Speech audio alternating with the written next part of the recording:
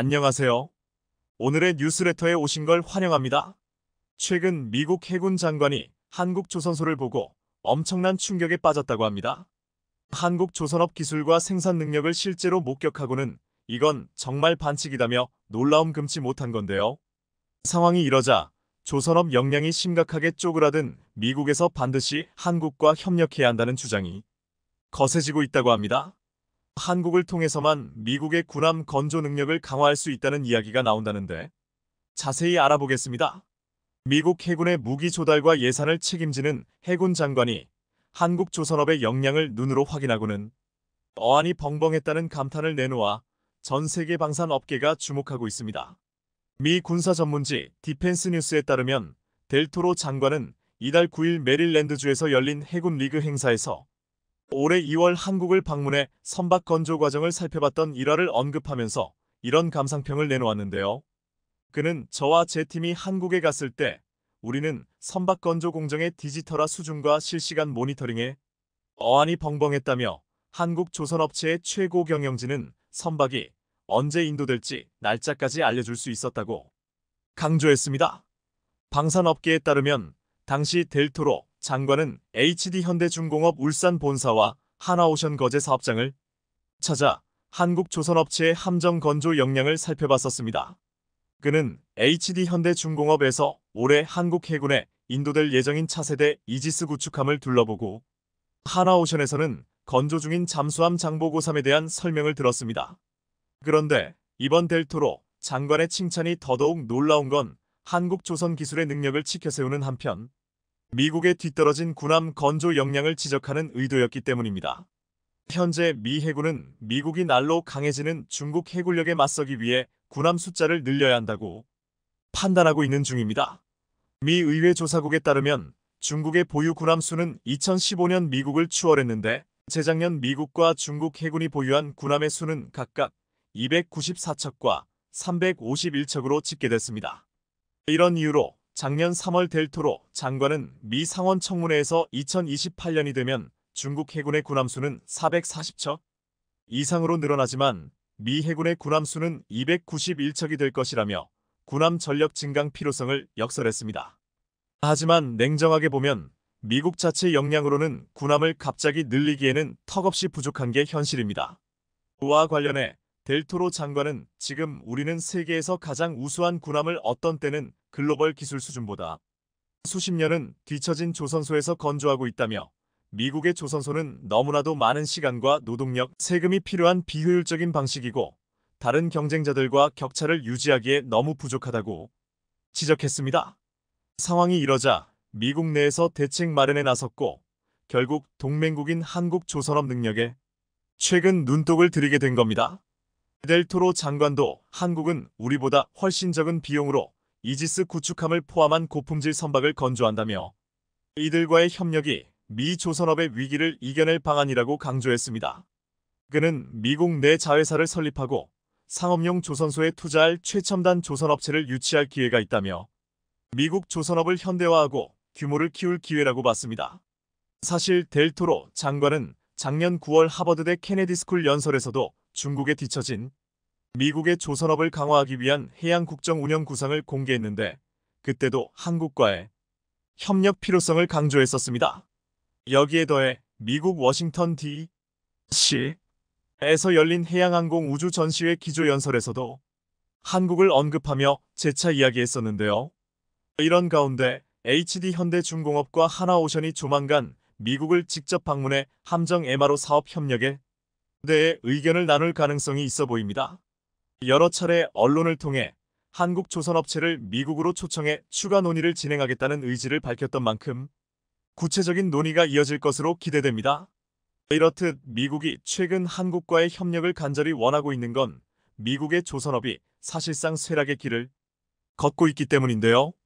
실제로 지난 2020년 미국 조선업체들이 미 해군의 차세대 호위함 건조 사업자 입찰에서 대거 탈락하면서 큰 충격에 휩싸였었습니다. 통상 보안 문제를 이유로 미국 조선소에 몰아졌던 군함 수주전에서 이탈리아의 국영 조선소 핀칸티에리에 밀려 쓴맛을 봤기 때문입니다. 당시 핀칸티에리는 로키드 마틴 등 미국 업체 3곳을 제치고 호위함 수주 계약을 따냈는데 미 해군이 자국 조선소를 배제한 건 가격과 품질 모든 면에서 뒤처졌다고 봤기 때문입니다. 사실 미국은 1975년까지만 해도 연간 70척 이상의 상선을 만들어 세계 생산 능력 선두 자리를 지켰었습니다. 미국 조선업은 20세기 초 당시만 해도 군함과 상선을 찍어내듯 생산할 정도로 조선업의 강자였지만 지금은 상선 생산 점유율이 1%로 쪼그라들면서 세계 19위로 밀려났습니다. 심지어 현재 미국에서 가동되는 함정 조선소는 설비 노후화와 인건비 부담에 시달리고 있는 등 조선업 몰락이 안보 위기를 만들고 있다는 지적까지 나오고 있는 상황입니다. 하지만 덕분에 초격차 기술을 보유하고 있는 한국 조선업은 한바구음을 짓게 됐는데요. 위기의식을 느낀 미국이 방산 생태계 확장에 나서면서 한국 조선소들이 미 해군의 방산 사업에 참여할 기회가 커졌기 때문입니다. 주요 외신에 따르면 지난 9일 백악관 국가안전보장회의 고위 관계자는 미국, 영국, 호주 군사동맹 오커스에서 일본에 이어 한국까지 군사기술 협력을 확대할 수 있다고 밝히면서 본격적인 협력 논의가 임박한 것으로 알려졌습니다. 이렇듯 미국은 방산 분야에서 한국과 더 협력하는 방향으로 나아가고 있는 중으로 단기에 자국 방산 역량을 끌어올리는데 한계를 느끼고 한국을 활용하는 방안을 강구한 겁니다. 이렇듯 최근 미국의 방산산업 경계선이 넓어지면서 특히나 미 해군과 한국 조선소의 함정사업 협력이 눈에 띄게 강화되고 있는데요. 앞서 말씀드렸던 것처럼 지난 2월 델토로 미 장관이 MRO 사업을 논의하기 위해 HD현대중공업과 하나오션 사업장을 방문한 것도 같은 맥락입니다. 새로운 함정을 건조해야 하는 미 해군의 생산 여력은 1년에 12척 정도밖에 안 되는 상황이라 한국의 MRO 사업을 맡기는 쪽으로 가닥이 잡힌 겁니다. 내친 김에 한국 조선소들은 미 해군 MRO 사업을 넘어 함정 건조 사업까지 노리고 있다고 합니다. 대표적으로 하나그룹의 호주 방산 조선소 오스탈 인수 시도를 꼽을 수 있는데 향후 미 규제 당국의 승인 문제가 해결된다면 거래가 재개될 여지가 큽니다. 미국 입장에서 외국에 위치한 조선소보다 본토 조선소를 통해 건조하는 게 훨씬 좋기 때문인데 우리로서는 전혀 손해보는 장사가 아닙니다. 이런 이유로 국내 조선업계에서도 미국 함정 MRO 사업 진출에 대한 기대감이 커지며 HD현대중공업과 하나오션의 경쟁이 치열해지고 있는데요. 우선 HD현대중공업은 작년에 미 해군 함정 MRO를 위한 자격인 MSRA를 신청해 올해 초 야드 실사까지 마쳤고 최근엔 글로벌 방산기업 GE에어로스페이스와 기술 협약을 맺으며 협력 발판을 넓혔습니다. 반면에 하나오션도 MRO 전담 조직을 운영하며 해외 기업과 종합 MRO 솔루션을 제공하기 위한 기술 협력에 나서고 있는 중입니다. 특히 작년 말에는 미 현지에 자회사를 설립했는데 업계에서는 북미 조선소 인수를 통해 생산 거점을 만들기 위한 행보로 보고 있습니다. 이렇게 국내 업체들이 MRO 사업에 경쟁적으로 뛰어들고 있는 건 신조와 달리 꾸준한 수요가 뒷받침되기 때문에 안정적인 매출과 수익성을 낼 수 있기 때문입니다.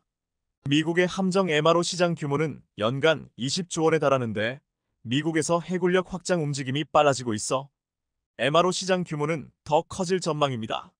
실제로 미 국방성은 현재 300척 미만인 함정을 2045년까지 350척으로 늘릴 계획인데요. 여기에 더해 미국의 조선업 쇠퇴로 수리뿐 아니라 생산 역량도 위축된 상황이라 미국과의 조선 협력이 향후 신조 분야까지 확대될 가능성이 높은 것도 호재입니다. 현행 법상 미국은 해외에서 함정을 건조하는 걸 금지하고 있는데 미국이 국외 조선소의 문호를 개방하고 있는 추세인 만큼 이러한 규제도 사라질 거라는 관측이 우세합니다. 이뿐 아니라 HD현대중공업과 하나오션은 한국형 차기 구축함 건조 사업 수주를 놓고도 치열한 경쟁을 하고 있는데요. 최근 방사청이 HD현대중공업의 해군 사업 입찰 자격을 유지하기로 결정하면서 국내 함정 건조 맞수인 두 기업의 경쟁이 달아오를 전망입니다. 한국형 차기 구축함 KDDX 건조 사업 입찰에 걸린 사업비는 총 7조 8천억 원에 이를 것으로 추산되면서 피 터지는 경쟁이 예고되고 있습니다. 그런데 사실 그전까지만 해도 HD현대중공업이 국내에서 많은 수주 물량을 가져가긴 했는데요. 대한민국 해군의 최신 이지스 구축함인 HD현대중공업의 정조대왕함은 기술 원조국이라 할 수 있는 미국 이지스 구축함에 필적하다고 평가받고 있습니다. 이지스 구축함 건조 능력은 이미 미 해군도 인정하고 있는데 심지어 이지스 전투체계 도입비를 제외한 건조비는 미국의 절반 수준이고 건조 기간은 1년 가까이 짧습니다. HD 현대중공업은 정조대왕함을 올해 안에 우리 군에 인도할 예정인데 정조대왕함은 북한 탄도미사일을 추적할 수 있는 이지스 전투체계와 함대공 요격 미사일을 탑재하고 있어 북한 미사일 방어에 핵심적인 역할을 여기에 더해 얼마 전 HD 현대중공업이 페루에서 6,200억 원 규모의 함정 4척을 수주하는 등 중남미 함정 시장까지 진출해 전 세계 방산 업계의 주목을 받았는데요. 그런데 최근 하나오션도 만만치 않아 결과를 쉽게 예측할 수 없는 상황입니다. 실제로 작년 7월 하나오션은 HD 현대중공업을 제치고 5년 만에 8,300억 원 규모의 군함 수주 전쟁에서 승리했는데요. 앞서 방사청은 울산급 배치삼 56번함 건조 우선 협상자로 하나오션을 선정했는데 당시 하나오션은 박빙의 승부 끝에 0.142점이라는 근소한 차이로 승리했습니다. 그런데 정말로 잠수함 분야는 하나오션이 강점을 갖고 있어 아무도 결과를 예측할 수 없는 상황입니다. 지난 5일에는 하나오션이 MRO 사업을 검토 중인 미국, 호주 등 해외 군 관계자들을 거제 사업장으로 초청해 함정 건조와 정비 현장을 소개했었는데요. 당시 하나오션은 동급 세계 최강 성능을 보유한 장보고 3배치 1 잠수함을 전면에 내세워 창정비 및 성능 개량 작업 현장을 공개하며 이목을 집중시켰습니다. 이를 본 미 해군 관계자들은 하나오션의 잠수함 건조 경쟁력에 놀라움을 금치 못하며 MRO 사업에 대한 참여 의지가 인상적이었다는 반응을 보였다는데요. 치열한 경쟁으로 전체적으로 수준이 높아진 한국 함정의 건조 능력이 얼마나 뛰어난지 미국에서도 두 팔을 걷어 붙이고 찾아올 판입니다. 이번 기회를 발판 삼아 함정 건조 능력을 더 발전시켜 진짜 미국 시장을 다 집어삼킬 수 있길 기대해봅니다. 최근 태국 앞바다에 난데없이 한국의 4,900T급 상륙함이 등장해 주변국이 엄청나게 긴장을 탔다고 합니다. 다름 아닌 한미태국 연합훈련에서 한국군이 선봉에 나서 미친 활약을 펼쳤던 건데요. 이렇듯 남다른 존재감을 과시한 우리 군에 태국군이 감탄을 멈추지 않으면서 중국의 뒤통수 맞은 태국이 최근 자연스레 방산협력 러브콜을 보내오고 있다고 합니다. 태국이 호위함에 이어 내친 김에 KF-21에 참여하고 싶다는 의향을 내비쳤다는데 알고 계실지 모르겠지만 사실 한국과 태국은 나름 오래전부터 인연이 깊은데요. 실제로 태국은 1950년 6월 25일 북한의 남침으로 한국전쟁이 발발한 직후 유엔이 회원국들에게 파병을 요청했을 때 미국 다음으로 빨리 응했던 나라입니다. 당시 태국은 제2차 대전 중 추축국에 가담했던 업보로 국제사회에서 따돌림을 받고 있었는데 파병을 계기로 이미지를 개선하려고 했었습니다. 그렇게 태국은 한국에 유엔군 파병을 했고 한국전쟁 중 3,650명의 태국군이 참전해 전사 129명, 부상 1,139명의 희생을 감내하며 우리를 도왔고 이후 22년간 주둔했습니다.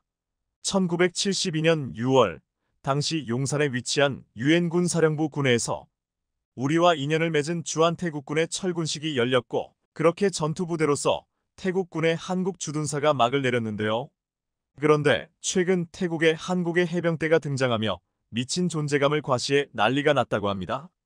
대한민국 장병들이 태국군과 함께 이른바 결정적 행동이라 불리는 연합상륙훈련을 펼친 건데 우리 군의 용맹스러움에 놀라움을 금치 못한 겁니다. 방산업계에 따르면 우리 해군 해병대는 다국적군 평화작전을 수행하기 위해 지난달 8일까지 태국에서 열린 코브라 골드 훈련에 참가했습니다. 코브라 골드 훈련은 1981년부터 미국 인도태평양 사령부와 태국군 주도에 열리는 다국적군 연합훈련으로 세계에서 가장 오래된 다국적 군사훈련 중 하나이자 동남아 최대 규모의 연합훈련입니다.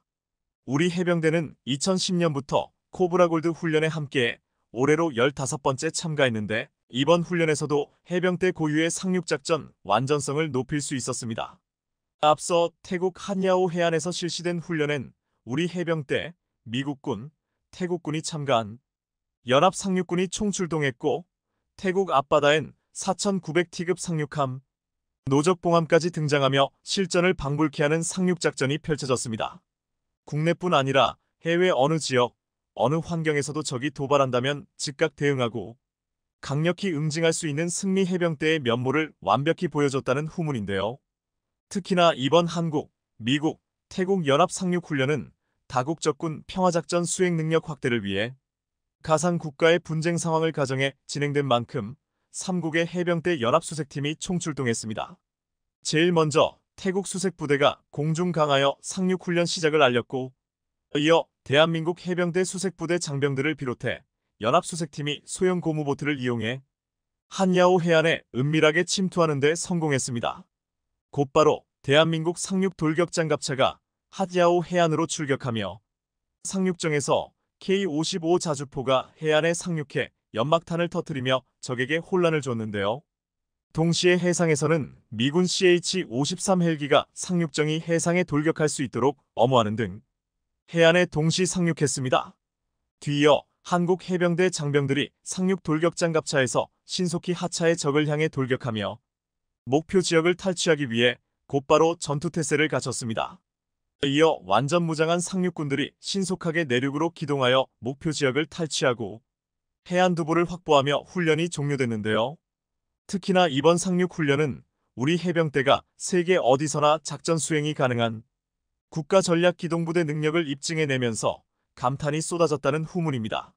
이렇듯 태국은 그동안 기본적으로 친중 입장을 보였기에 미국, 중국 두 국과 모두 군사훈련을 했던 상황이었습니다. 그런데 최근 상황이 달라지고 있어 그 배경에 관심이 쏠리고 있는데요. 특히나 태국이 중국과 멀어진 결정적인 이유가 바로 중국에게 큰 뒤통수를 맞았기 때문이라는 사실이 알려지자 또 한 번 놀라움을 줬다고 합니다. 다른 경쟁 기종을 제치고 친중 기조를 지키기 위해 굳이 중국산 잠수함을 선택하는 모험을 한 건데 엔진까지 중국산인 깡통 잠수함을 사라고 들이밀자 태국에서 난리가 난 겁니다. 앞서 2017년 태국은 중국과 S-26T 위안급 잠수함 세척 수입 계약을 체결했었습니다. 당초 잠수함에 독일 MTU-396 디젤 엔진을 장착하기로 했지만 중국의 무기 수출을 금지하는 이유의 조치로 인해 독일이 엔진 수출을 거부하면서 사업에 큰 차질이 빚어졌습니다. 애초 첫 번째 잠수함이 작년에 인도될 예정이었지만 엔진 문제가 꼬이면서 조달이 지금까지 무기한 연기됐는데요. 상황이 이러자 중국은 자국산 엔진으로 대신하겠다고 했지만 태국이 중국산 엔진을 거부하면서 한때 계약 해지 가능성까지 제기됐었습니다. 중국산 엔진을 장착한 잠수함 도입을 승인해달라는 해군의 요청을 태국 정부가 거부하면서 결국 태국은 대잠수함 작전 능력을 갖춘 중국산 호위함 수입으로 계약을 변경하기로 했습니다.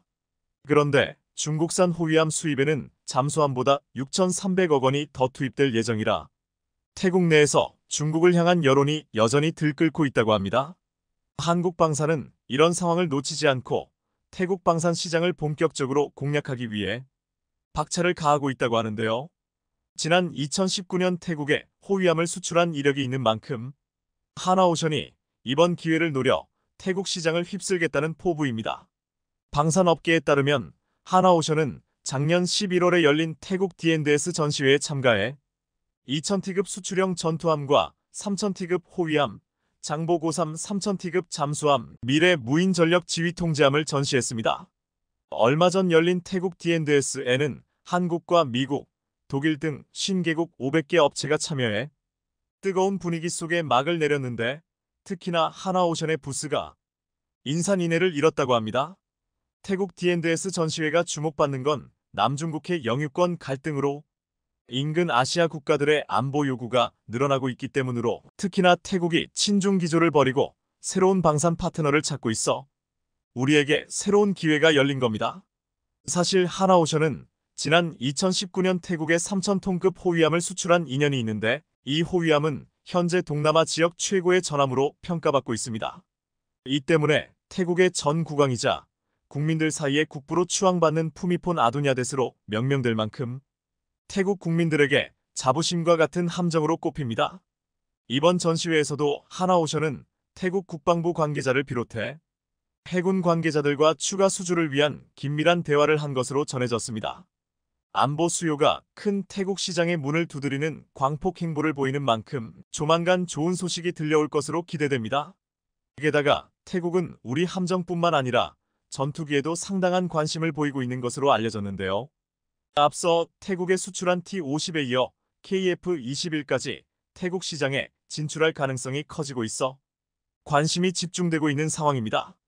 방산업계에 따르면 지난 2021년 KAI는 전술임문 훈련기 T-50TH2대를 태국 공군에 추가 수출했었습니다. 당시 계약은 약 900억 원 규모로 항공기 2대와 교육훈련, 수리부속, 지원 장비를 납품하는 조건이었습니다.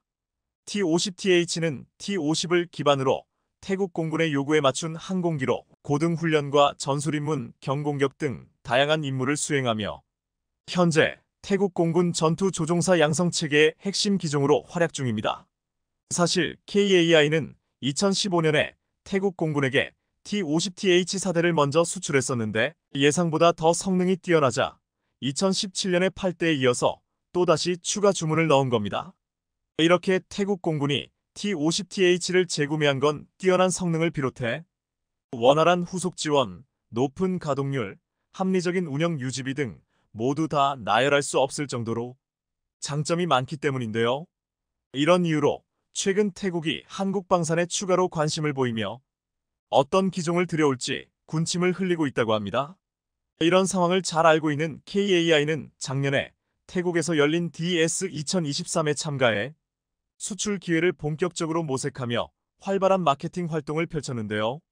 당시 KAI는 전시회에서 KF-21, FA-50, LAH, KUH 등 주력 기종을 전시하고 고정익과 회전익의 다양한 라인업을 선보여 이목을 집중시켰습니다.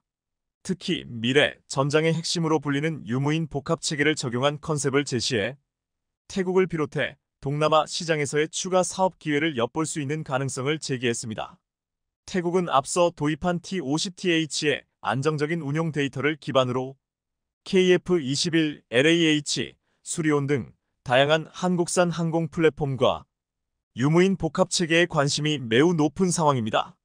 이렇듯 태국이 국산 항공기의 글로벌 경쟁력을 증명시켜준 명실상부 한국 방위산업의 핵심 시장인 만큼 이번에도 한국을 실망시키지 않을 것으로 보입니다. 그래서 태국은 미국의 F-35 대신에 KF-21을 도입하려고 준비 중인데요. 신형 전투기 도입을 검토 중인 태국이 최근 미국산 스텔스 전투기 F-35를 구매하지 않겠다고 공식 선언하면서 KF-21 도입 가능성이 커진 겁니다. 방콕 포스트에 따르면 앞서 미국은 태국에 F-35를 새로 구매하는 국가에 인도하기까지 최소 10년이 걸린다며 F-35를 태국에 공급하기 어렵다는 입장을 밝힌 것으로 전해집니다.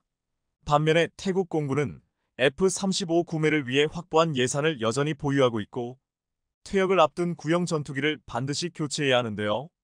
이런 상황에 최근 KAI도 KF-21을 도입하려는 태국의 니즈에 실제로 응답하면서 태국의 신형 전투기 사업에서 KF-21이 낙점될 가능성이 매우 높아졌습니다.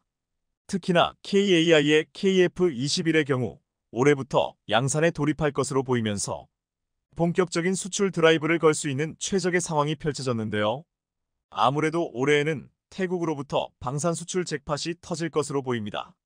지난달 29일 일본 야쿠시마 인근에서 추락한 미 공군의 오스프리 수송기 탑승자 8명 전원이 결국 집으로 돌아오지 못했습니다. 미군은 결국 전 세계에서 운용 중인 오스프리의 운항을 일시 중단한다고 발표했습니다. 하지만 이 과정에서조차 일본은 미군으로부터 운항 중단 결정을 사전에 통보받지도 못하고 미군 홈페이지를 통해 알게 되는 굴욕을 당하고 말았습니다. 기아라 미노루 방위상이 미국의 이번 조치를 처음 확인한 것은 국회 출석 중이던 시각으로 한 나라의 방위상이 자국에서 일어난 사고 이후의 조치에 대해 미군으로부터 정식 통보조차 받지 못했던 것입니다. 그런데 이런 굴욕을 당하고도 일본은 자위대 오스프리 기지 건설은 차질 없이 진행하겠다고 밝혔습니다. 미군이 오스프리 추락 사고의 원인으로 기체 결함 가능성을 제기하면서 일본 주민들의 불안은 커지고 있는데도 자위대 오스프리 기지 건설을 계속 강행하겠다고 밝힌 것입니다. 이런 상황에서 기시다 총리의 지지율까지 바닥을 치면서 일본 정부는 그야말로 진퇴양난에 빠지고 말았습니다. 최근 기시다 총리와 자민당은 재집권 11년 만에 처음으로 내각 지지율 23%의 가장 낮은 성적표를 받아들었습니다. 기시다 내각을 지지하지 않는다는 응답은 무려 58%에 달했습니다. 지지율이 처참한 수준까지 떨어졌음에도 미국의 저자세를 취할 수밖에 없는 이유가 있습니다. 미군의 군사기지 건설에 협력하면서 일본 조선업을 되살리려는 계획을 포기할 수 없기 때문입니다. 얼마 전 일본 조선업은 다시 제2의 전성기를 맞이할 수 있다는 꿈에 부풀어 있었습니다. 미국이 자국 군함의 유지, 보수 사업을 일본 조선소에서 할 가능성이 있다는 뜻을 내비쳤기 때문입니다. 미국의 제조업 역량이 감소하면서 중국과 전쟁이 벌어질 경우 장기적으로 군함 건조 속도에서 중국에 현격히 밀릴 수 있다는 보고서들이 나오면서 울며 겨자 먹기로 내놓은 안이 바로 미 군함을 동남아시아, 특히 일본 조선소에서 보수하는 방안이었습니다. 모든 종류의 노동 침약적 생산 설비가 동아시아 등으로 옮겨가면서 미국의 제조 역량은 떨어진 반면 중국은 전 세계의 공급망을 장악한 국가로 부상했습니다.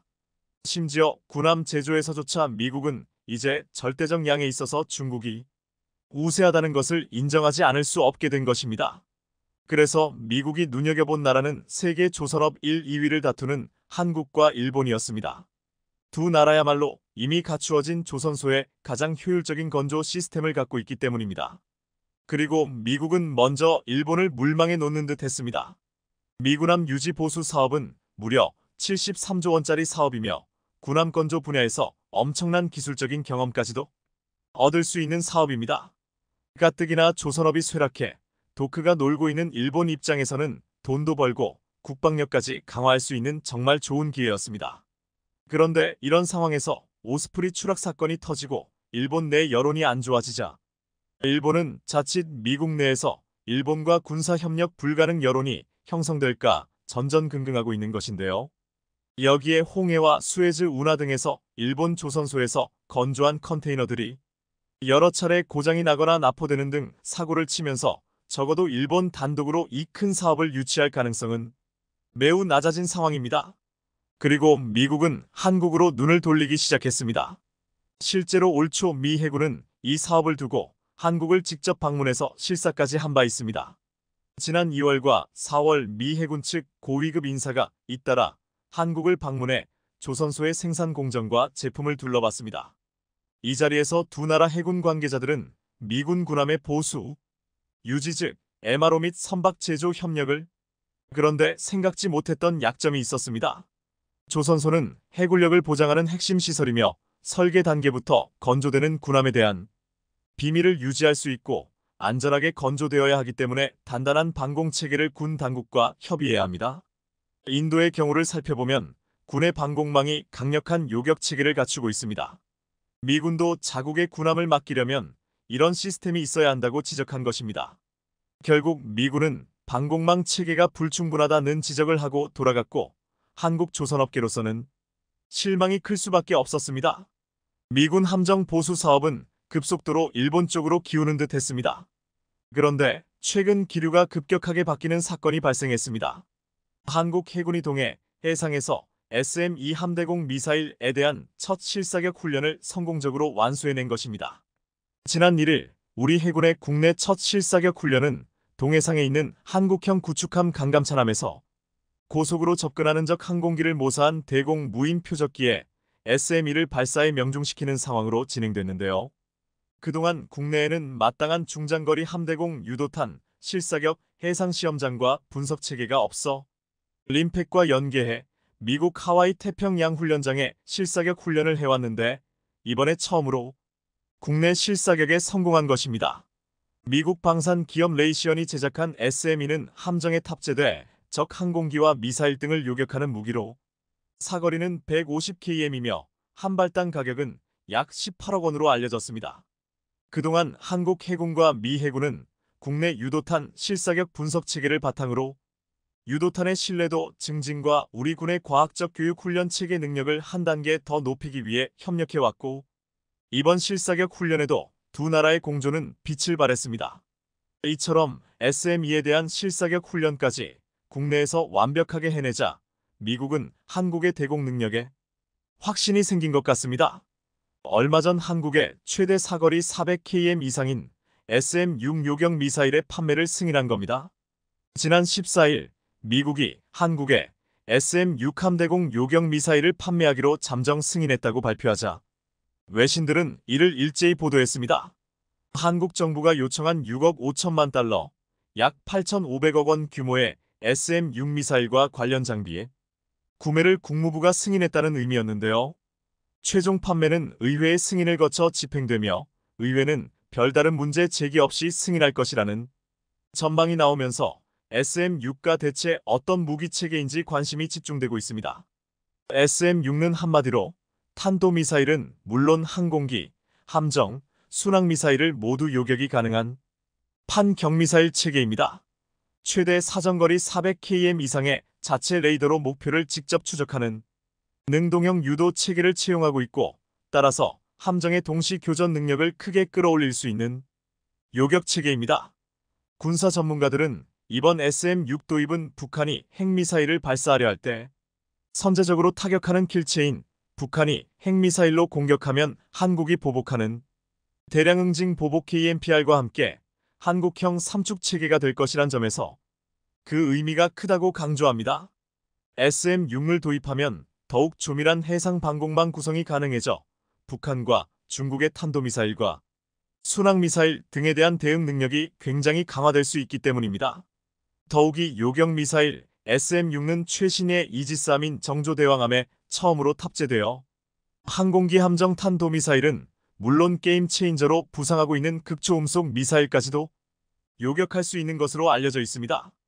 SM-6는 탄도미사일은 물론 항공기, 함정 등 다양한 목표물을 타격할 수 있는 다용도 미사일이라는 게 가장 큰 강점으로 꼽힙니다.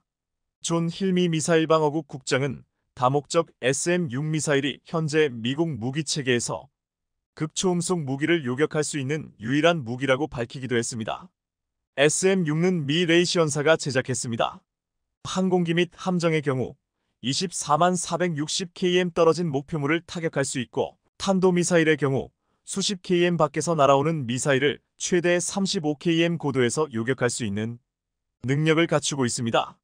또한 함정에서 모든 타깃을 요격할 수 있어 바다 위의 패트리엇이란 별명도 갖고 있습니다. 한국이 이러한 요격 체계를 갖추게 됨으로써 미 군함 유지 보수 시 방공망이 약하다고 지적되던 문제는 이제 완전히 해소될 것으로 보입니다. 따라서 일본 쪽으로 기우는 듯했던 미국 군함 수리 프로젝트는 한국 역시 따낼 가능성이 높아졌습니다. 한국항공우주산업 KAI가 사상 최대의 실적을 기록한 가운데 유럽의 불가리아가 4조 원의 실탄을 장착하고 한국의 장갑차와 자주포에 관심을 보이고 있고 유럽에서 강력한 경쟁자가 제거되면서 한국산 장갑차와 자주포에 대해 예약이 폭주하고 있습니다. 불가리아는 왜 한국산 무기들에 적극적인 관심을 보이고 있는 것인지, 또 유럽에서 한국의 강력한 경쟁자가 스스로 무너진 상황이 발생해 한국산 레드백의 수요가 한국항공우주산업 KAI의 지난해 매출액이 공개되자 주요 방산국들이 깜짝 놀랐습니다. 한국방산을 대표하는 KAI의 지난해 매출은 전년 대비 37% 증가한 3조 8천억 원에 달했기 때문입니다. KAI가 이처럼 창사 이래 최대 실적을 거둔 배경에는 폴란드의 FA-50GF-12대를 성공적으로 납품하고 KF-21 상륙 공격 헬기, 소해 헬기 등을 안정적으로 개발하고 수출한 것이 결정적 역할을 한 것으로 분석되는데요. 그런데 KAI의 호실적은 올해도 이어질 전망입니다. KAI는 올해도 한국 공군의 TA-50 2차 사업 납품을 이어가고 연말 소형 무장헬기 LAH 양산 및 납품을 시작할 예정이기 때문입니다. 호실적에 자신감을 얻은 KAI는 이제 인공지능 기반 무인 전투기가 포함된 차세대 공중 전투체계 개발에 집중하기 위해 1,000억 원을 투입하기로 했습니다. KAI의 기술을 바탕으로 한 유무인 복합체계는 앞으로 공중전의 승패를 가를 게임 체인저가 될 것으로 주목받고 있는데요. KAI의 유무인 복합 패키지 기술이 해외로 수출되는 KF-21과 FA-50에 적용할 경우 수출 경쟁력까지 크게 강해질 것으로 전망됩니다. 이런 분위기 속에서 한국 방산을 원하는 나라들이 유럽에서 점점 더 늘고 있어 올해도 한국 방산 기업들의 매출에 장밋빛 전망을 더하고 있습니다. 최근 미 대통령 선거를 앞두고 트럼프 전 대통령이 대가를 충분히 지급하지 않은 나토국에 대해서는 러시아에게 그들이 원하는 대로 하라고 하겠다는 폭탄 발언을 하자 유럽은 발칵 뒤집혔고 저마다 방위력 증강에 꼴몰하고 있습니다. 그동안 구소련제 낡은 무기들을 운용하던 불가리아 역시 발등에 불이 떨어진 격입니다. 그러자 불가리아는 루멘 라데프 대통령이 직접 나서 한국 국회의장이 불가리아를 방문한 자리에서 얼마 전 한국이 폴란드에 수출한 전투기 FA-50이나 K2 전차에 관심이 많다. 방위산업 분야에서 한국과 적극적으로 협력하기를 희망한다. 불가리아 대통령은 콕 집어 FA-50과 K2 전차를 거론했습니다. 폴란드가 한국으로부터 도입한 경공격기와 전차는 물론 그와 관련되어 있는 한국의 방산 무기체계 도입을 눈여겨본 것입니다. 바르샤바 조약기구의 일원이었던 불가리아는 2004년 나토에 가입해 서방국의 일원이 되었지만 전차의 경우 구소련의 수출형 모델인 T-72M1과 T-72M이 80대를 운용 중이었습니다. 이 전차는 걸프전에 사용되었던 모델로 그야말로 낡은 무기체계였습니다. 하지만 이제 이런 무기로는 자국을 직접 방위할 수 없다는 것을 깨달은 불가리아는 2022년 4조 원 규모의 예산을 책정해놓고 서구권 무기를 적극적으로 구매해 군 현대화를 적극적으로 추진해왔습니다. 특히 불가리아 육군이 구매하고 싶어하는 무기는 기계와 여단용 장갑차입니다. 현재 불가리아 육군의 주력 장갑차는 BTR-60으로 1950년대에 개발된 차륜형 장갑차입니다. 현대적 장갑차를 원하고 있지만 그동안 예산을 맞추지 못해 계속 도입이 불발되었습니다. 핀란드가 제시하는 장갑차가 대당 25억 원인데 반해 한국의 K808 장갑차의 경우 약 12억 원으로 가격 경쟁력 또한 한국이 앞서 있습니다. 또 한국의 K21 보병 장갑차도 불가리아가 원하는 장갑차의 좋은 대안이 될 수 있습니다. 불가리아가 한국으로부터 K21 보병 장갑차를 구매하고 여기에 한국의 현공 대전차 미사일로 공격력을 강화한다면 불가리아는 가성비 최적의 방어력을 갖추게 될 것입니다. 불가리아 육군 개혁의 핵심은 사실 자주포 도입입니다. 그동안 불가리아는 1970년대부터 배치된 구소련의 ES-1 자주포를 운용해 왔습니다. 122mm 곡사포를 장착하고 있으며 분당 45발 내외로 사격할 수 있습니다. 하지만 장전부터 발사까지 하려면 46명의 승무원이 필요하고 얇은 장갑으로 피격 시 생존성이 낮다는 단점이 있었습니다. 그래서 불가리아 육군은 현재 기동력이 우수하고 자동장전 시스템을 갖춘 155 자주포를 강력히 원하고 있습니다. 여기에 기계와 보병용 대공 장비 구매, 대공 방어 체계 구축, UAV 체계 구축 등도 함께 추진할 예정이라고 하는데요. 불가리아는 현재 약 200대의 BM-21 다연장 로켓포를 운용하고 있는데 정확도도 낮고 사용 후 재장전 때까지 많은 시간이 걸려 교체를 갈망하고 있습니다. 이미 폴란드가 한국으로부터 천무 다연장 로켓을 도입하면서 구소련제 122mm 로켓도 호환 가능하도록 통합하겠다는 계획을 발표함으로써 불가리아 역시 한국의 다연장 로켓 천무를 구매하면 자신들이 보유 중인 로켓을 호환 가능해 사용할 수 있다는 것을 알게 되었고 그래서 더욱 더 한국의 천무 수출 가능성도 높아지고 있습니다. 천무는 미국의 하이마스보다 2배 더 많은 미사일 발사가 가능하며 가격은 하이마스보다 절반이기 때문에 구매 당사자의 입장에서는 매력적인 무기이기 때문입니다. 또한 불가리아 해군은 디젤 추진 잠수함과 미사일 함정 획득을 추진하면서 전투력 증강을 위해 이 분야 역시 한국 방산의 장점이 집약되어 있는 분야라 한국이 무기 수출에 있어 유리한 고지를 점할 수 있을 것으로 예상됩니다. 현재 불가리아는 전쟁 중인 우크라이나에 구식 소련제 무기 보내며 무기 공백을 나토와 상호교류 가능한 신형 무기들로 채우려 하고 있습니다. 특히 우크라이나에 장갑차를 보낼 예정인데요. 그래서 불가리아는 한국이 만드는 장갑차에도 지대한 관심을 갖고 있는 것으로 알려졌습니다. 한국은 작년 말 호주의 레드백 장갑차 3조 원 수출이라는 쾌거를 이뤄 전 세계를 놀라게 했기 때문입니다. 작년 말 한화에어로스페이스의 궤도형 보병 전투 장갑차인 레드백은 독일 라인메탈의 링스를 꺾고 호주 차기 장갑차로 최종 선정됐습니다. 레드백은 지난 7월 호주 육군의 역대 최대 규모 획득 사업인 랜드 403단계 사업이 우선 협상 대상자에 올랐지만 독일 라인메탈의 링스가 막판 대추격전을 하며 따라와 한때 역전 위기에 몰렸지만 결국 호주 육군의 장갑차 사업을 따내고야 말았습니다. 그러자 한국으로부터 천궁이를 사들인 사우디아라비아 역시 한국산 장갑차도 눈여겨보고 있습니다. 현재 사우디는 2030년까지 군수품의 50%를 현지 생산하겠다는 목표로 방위 산업을 적극 육성하고 있는데요. 이를 위해 한국의 한화와 손을 잡았습니다. 사우디는 MOU를 맺은 한화는 앞으로 사위디 국가방위부와 협력해 영토와 국경보호, 치안관리, 왕실보호, 이슬람 성지 보호를 위한 다양한 분야에서 사우디의 군사력 강화를 위한 다양한 계획에 참여할 계획입니다. 게다가 영국이 2008년부터 6조 원을 투입해 추진하던 장갑차 사업 에이젝스 장갑차 사업이 사실상 폭망한 것으로 알려져 이렇게 되면 장갑차 분야에서 경쟁력을 갖고 있는 한국 방산에 또 다른 호재가 될 것으로 전망되고 있습니다. 이러한 사실은 영국 의회의 보고서를 통해 알려졌습니다.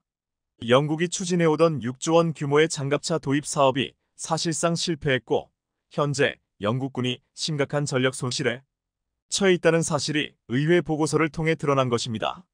에이젝스 장갑차 사업은 영국이 아프가니스탄 전쟁에서 드러난 영국군 장갑차의 문제를 자체적으로 해결하기 위해 장갑차 사업을 추진했고 미국의 제너럴 다이내믹스사가 이 프로젝트를 따냈습니다. 그러나 당시 영국이 스웨덴의 CV-90 장갑차를 선택했다면 지금처럼 폭삭 망하지 않았을 거라는 비판이 거세지고 있습니다. 에이젝스 장갑차의 문제점은 2017년부터 시작됐습니다. 2014년 계약 개시 이후 주문된 589대의 차량 중 현재 인도된 수량은 전체의 7%에 불과합니다. 하지만 더 큰 문제는 제너럴 다이내믹스의 에이젝스 장갑차 300여 대가 야전에서 사용되고 있는데 수많은 문제점을 노출되고 있다는 점입니다. 영국은 부실한 에이젝스 장갑차의 문제점을 찾고 개선하기 위해 소중한 시간을 낭비해야만 했습니다. 더 큰 문제는 운용 중인 에이젝스 장갑차에서 문제점을 찾아 개선을 하려고 해도 어디서부터 어떻게 손을 써야 할지 난감할 정도로 여기저기서 문제를 드러내고 있다는 점이었습니다. 그러다 2024년에 완료할 계획이었던 영국의 에이젝스 장갑차 사업은 기한이 2028년까지 늘어났고 이를 위해 또 수조 원의 세금이 더 들어가야 한다는 것이 영국 의회의 조사 결과 드러났습니다. 해군에서 보유 중인 11척의 전투함 중 5척 역시 부실하다는 것이 감사 결과 드러났는데 여기에 엎친 데 덮친 격으로 에이젝스 장갑차 사업마저 수조 원의 세금이 더 들어가야 할 정도로 헤매고 있다는 점이 알려지자 영국 의회와 국민들은 분노하고 있습니다.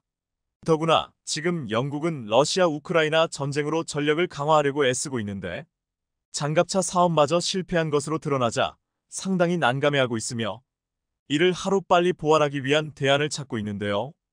여기에 한국이 생산하는 차대와 레드백 장갑차의 차대가 대안으로 떠오르고 있는 것입니다. 한국의 K9 자주포는 이미 인도에서도 차대를 활용해 성능을 입증했고 레드백 차대로 다양한 기갑 장비를 개발할 수도 있어 많은 문제점을 안고 있는 에이젝스 장갑차를 보완하느니 한국의 레드백과 K9 자주포를 구매해 활용하는 것이 더 낫다는 분석이 대두되고 있는데요. 에이젝스라는 경쟁자가 스스로 몰락해 유럽에서 경쟁자가 제거되었고 불가리아가 4조 원의 실탄 장착한 채 한국의 무기들에 관심을 표명하고 있어 한국산 장갑차 및 자주포는 더욱 더 많은 나라의 러브콜을 받을 것으로 전망됩니다. 시청해주셔서 감사합니다.